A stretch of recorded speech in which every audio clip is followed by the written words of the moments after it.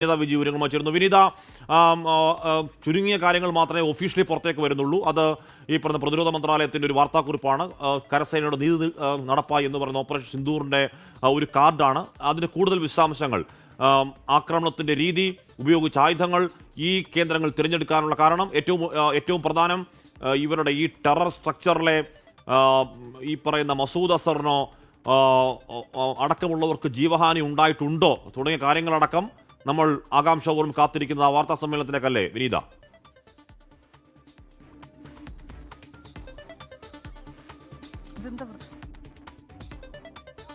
തീർച്ചയായും ഹാഷ്മി നേരത്തെ സൂചിപ്പിച്ചതുപോലെ തന്നെ ഇന്ന് നമ്മൾ ഓരോ ഇന്ത്യക്കാരനെയും സംബന്ധിച്ചിടത്തോളം ഈ കുറെ നാളുകളായി രാജ്യം ശക്തമായ ഒരു തിരിച്ചടി നൽകണമെന്ന് ഒരുപക്ഷെ ഈ കൊല്ലപ്പെട്ട 26 പേരുടെ കുടുംബത്തിനൊപ്പം ഓരോ ഇന്ത്യക്കാരനും കൂടി അത് ആഗ്രഹിച്ചിരുന്നത് തന്നെയാണ്. അതുകൊണ്ട് ഈ പുലരി അത് നമ്മളുടേത് കൂടിയാണെന്ന് നമുക്ക് പറയാം. കാരണം ഓരോ ആളുകളും കാത്തിരുന്നൊരു തിരിച്ചടി തന്നെയാണ് ഉണ്ടായിരിക്കുന്നത്.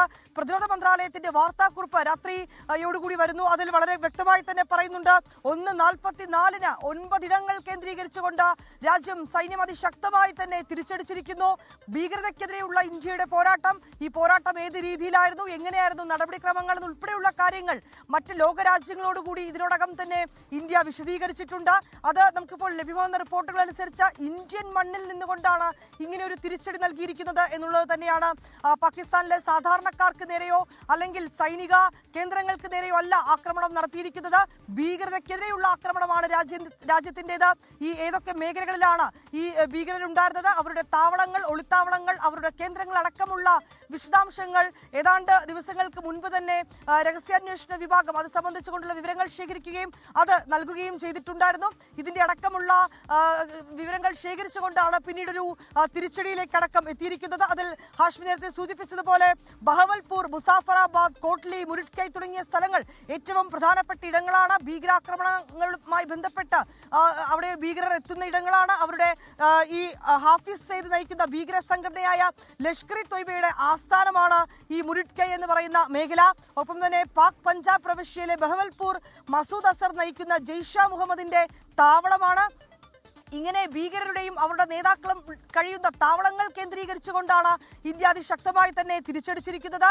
ഇന്ന് രാജ്യത്തെ സംബന്ധിച്ചിടത്തോളം ഇന്നൊരു മോക്ക് ഡ്രില്ലിലേക്കടക്കം കടക്കുകയായിരുന്നു. നമ്മൾ സ്വയം പ്രതിരോധം, എങ്ങനെ നമുക്ക് ഒരു ആക്രമണം ഉണ്ടാവുകയാണെങ്കിൽ അതിൽ നിന്ന് നമുക്ക് എങ്ങനെ രക്ഷ നേടാമെന്നടക്കം ഏറ്റവും സാധാരണ നിലയിലേക്കുള്ള ആളുകളിലേക്കടക്കം ആ സന്ദേശം എത്തിക്കുക എന്നിങ്ങനെയുള്ള വിവരങ്ങൾ കഴിഞ്ഞ ദിവസം തന്നെ അറിയിച്ചിട്ടുണ്ടായിരുന്നു. തുടർന്ന് ഇന്ന് രാജ്യം ഒരു മോക്ക് ഡ്രില്ലിലേക്ക് ഒരുങ്ങുന്ന സാഹചര്യം. അങ്ങനെ അതിനു വേണ്ടിയിട്ടുള്ള എല്ലാ ഒരുക്കങ്ങളും ഒരു ഭാഗത്ത് പൂർത്തീകരിച്ചുകൊണ്ട് നമ്മൾ ഉറങ്ങുകയായിരുന്നു എന്ന് തന്നെ പറയാം. പുലർച്ചെ 1:44-ന് സൈന്യം ഉണർന്നിരുന്നു. ശക്തമായ തിരിച്ചടി രാജ്യം നൽകിയിരിക്കുന്നു. പ്രധാനമന്ത്രി എല്ലാ സ്ഥിതിഗതികളും ഇപ്പോൾ നിരീക്ഷിക്കുന്നുണ്ട് എന്നൊരു വിവരം കൂടി നമുക്ക് ലഭ്യമായിരിക്കുന്നു. കൃത്യമായ രീതിയിൽ, അതായത് കൃത്യമായ രീതിയിൽ ഉചിതമായി പ്രതികരിക്കുന്നുവെന്നാണ് ഈ ആക്രമണം, ഈ തിരിച്ചടി നടത്തിയതിന് ശേഷം പിന്നാലെ സായുധ സേന എഗ് പോസ്റ്റിൽ വിശേഷിപ്പിച്ചിട്ടുണ്ടായിരുന്നത്. പ്രതിരോധ മന്ത്രാലയം അല്പസമയത്തിനകം തന്നെ ഒരുപക്ഷെ രാവിലെയോടുകൂടി തന്നെ അവരുടെ ഒരു വാർത്താ സമ്മേളനം ഉണ്ടാകുമെന്ന് അറിയാൻ കഴിയുന്നുണ്ട്. ഈ 9 ഇടങ്ങളിൽ ഏതൊക്കെ തരത്തിലാണ് ആക്രമണം നടത്തിയത്, അവിടെ ഉണ്ടായ പ്രത്യാക്രമണത്തിന്റെ വിശദാംശങ്ങൾ, ഒപ്പം തന്നെ അതുമായി ബന്ധപ്പെട്ടുകൊണ്ടുള്ള വിവരങ്ങളൊക്കെ പ്രതിരോധ മന്ത്രാലയം അറിയിക്കുമെന്ന് തന്നെയാണ് നമുക്കിപ്പോൾ അറിയാൻ കഴിയുന്നത്. ഏതാണ്ട് 1:44-ഓടുകൂടി പ്രതിരോധ മന്ത്രാലയത്തിന്റെ വാർത്താക്കുറിപ്പ് വരുന്നു. ഇന്ത്യ തിരിച്ചടി നൽകിയിരിക്കുന്നു. ഓപ്പറേഷൻ സിന്ദൂർ അത് വിജയകരമായി പൂർത്തിയാക്കിയിരിക്കുന്നു. പിന്നാലെ പ്രതിരോധ മന്ത്രിയുടെ എക്സ് പോസ്റ്റിൽ ഭാരത് മാതാ കി ജയ് എന്ന് അദ്ദേഹം സൂചിപ്പിക്കുന്നു. കിരൺ റിജിജു അടക്കമുള്ള മറ്റു മന്ത്രിമാർ ഈ ഓപ്പറേഷൻ സിന്ദൂർ വിജയകരമായി പൂർത്തിയാക്കിയ സന്ദേശം സോഷ്യൽ മീഡിയയിലൂടെ പങ്കുവയ്ക്കുന്നു. ഒരുപക്ഷെ ഓരോ ഇന്ത്യക്കാരനും അഭിമാനിക്കാൻ കഴിയുന്ന നിമിഷം തന്നെയാണ്. നമ്മുടെ സൈന്യം അതിശക്തമായി തന്നെ ഭീകരതയ്ക്കെതിരെ പോരാടിയിരിക്കുന്നു. ഭീകരർക്കെതിരെ അതിശക്തമായി തിരിച്ചടി നൽകിയിരിക്കുന്നു. ഹാഷ്മി, ഒപ്പം നമുക്കിപ്പോൾ ലഭ്യമാകുന്ന ചില വിശദാംശങ്ങൾ കൂടിയുണ്ട്. വ്യോമ മേഖലയിലെ ഈ മാറിക്കൊണ്ടിരിക്കുന്ന ചില സാഹചര്യങ്ങൾ അത് കണക്കിലെടുത്തുകൊണ്ട് നിരവധി വിമാനയാത്രാ സർവീസുകളൊക്കെ തന്നെ റദ്ദാക്കിയിരിക്കുകയാണ്. ജമ്മു കാശ്മീർ, ലേ ഉൾപ്പെടെയുള്ള ശ്രീനഗറിലേക്ക് അടക്കമുള്ള യാത്രാ സർവീസുകൾ ഇൻഡിഗോയും എയർ ഇന്ത്യയും റദ്ദാക്കിയിരിക്കുന്നു. എയർ ഇന്ത്യ ഇന്ന് ഉച്ചയ്ക്ക് 12 മണി വരെയാണ് ഈ വിമാന സർവീസുകൾ റദ്ദാക്കിയിരിക്കുന്നത്. ഒപ്പം തന്നെ ചില വിമാനങ്ങൾ വഴിതിരിച്ചു വിടുന്ന സാഹചര്യവുമുണ്ട്. അതുകൊണ്ട് ഈ യാത്രക്കാർ വിമാനത്താവളത്തിലേക്ക് എത്തുന്നതിന് മുൻപ് തന്നെ ഇതുമായി ബന്ധപ്പെട്ടുകൊണ്ടുള്ള വിവരങ്ങൾ സൈറ്റുകളിൽ പരിശോധിക്കണമെന്നൊരു നിർദ്ദേശം കൂടി ഇപ്പോൾ വിമാന കമ്പനികളടക്കം നൽകിയിരിക്കുകയാണ്. ഒപ്പം ഇന്ന് കേന്ദ്ര മന്ത്രിസഭാ സമിതി സുരക്ഷാ കാര്യങ്ങൾ വിലയിരുത്തുന്നതിനുള്ള യോഗം ഇന്ന് പ്രധാനമന്ത്രിയുടെ വസതിയിൽ ചേരും. രാവിലെ 11 മണിയോടുകൂടിയായിരിക്കും ഈ യോഗം ഉണ്ടാവുക. ഒരുപക്ഷെ യോഗത്തിന് ശേഷം ഒരു വാർത്താ സമ്മേളനം ഉണ്ടാകും തന്നെയാണ് നമുക്ക് മനസ്സിലാക്കാൻ കഴിയുന്നത്. നിൽക്കുന്നത് അധികാരക്കുന്നിലാണ്. അധികാരക്കുന്നിന് ഇന്നൊരു പ്രത്യേക പ്രഭയുണ്ട്. അത് ഉറപ്പായും രാജ്യത്തിന് നീതി, അല്ലെങ്കിൽ രാജ്യം നമ്മുടെ ചോരയ്ക്ക് നീതി ചോദിച്ചു, പകരം ചോദിച്ചു എന്ന ഒരു ബോധ്യമാണ് ആ പ്രഭയുടെ ഒരുപക്ഷെ കാരണം. പ്രതിരോധ മന്ത്രാലയം പറഞ്ഞ വാർത്താക്കുറിപ്പിൽ പറയുന്ന ഒരു വരി ഇങ്ങനെയാണ്: our actions have been focused, measured and non escalatory in nature. No Pakistani military facilities have been targeted. India has demonstrated considerable restraint in the selection of targets and method of execution. എന്ന് കൃത്യമായി തന്നെ പറഞ്ഞു. ഏതെങ്കിലും തരത്തിൽ അത് focused ആയിരുന്നു, അത് measured ആയിരുന്നു, അത് നോൺ എസ്കലേറ്ററി നേച്ചറാണ് എന്ന് പറഞ്ഞാൽ പാകിസ്ഥാൻ ഇക്കാര്യത്തിൽ തിരിച്ചടിക്കേണ്ട ഒരു കാര്യമില്ല, അല്ലെങ്കിൽ അതിനെ തുടർന്നുകൊണ്ട് പോകേണ്ട ഒരു തുടർച്ച ഉണ്ടായിക്കൊണ്ടുപോകേണ്ട കാര്യമില്ല.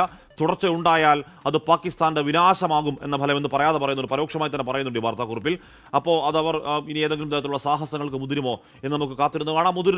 മുതിരില്ല എന്ന് തന്നെയാണ് മനസ്സിലാക്കാൻ. കാരണം അവരുടെ ഈ പറഞ്ഞ JF-17 വെടിവെച്ചിട്ടു എന്ന ചില വിവരങ്ങൾ പുറത്തേക്ക് പോയി. അതിന്റെ സ്ഥിരീകരണം നടക്കുന്ന നമുക്ക് 10 മണി വാർത്താ സമ്മേളനത്തിൽ പ്രതീക്ഷിക്കാം. JF-17 വെടിവെച്ചിട്ടു എന്ന വാർത്ത സത്യമാണെങ്കിൽ അവരുടെ വജ്രായുധമാണ്. അവരുടെ ഏറ്റവും ഒടുവിൽ പരീക്ഷ അബ്ദാലി മിസൈലിനേക്കാളൊക്കെ അവരുടെ വജ്രായുധമായിരുന്നു ഈ പറഞ്ഞ JF-17. ചൈന കൊടുത്ത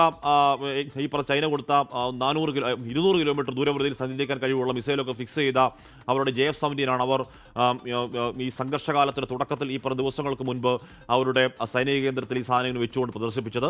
അത് വെടിവെച്ചിട്ടു എന്നാണ് പറയുന്നത്. അങ്ങനെയാണെങ്കിൽ ഒരു തിരിച്ചടിക്ക് പാകിസ്ഥാൻ മുതിരില്ല എന്ന് തന്നെയാണ് കരുതാൻ.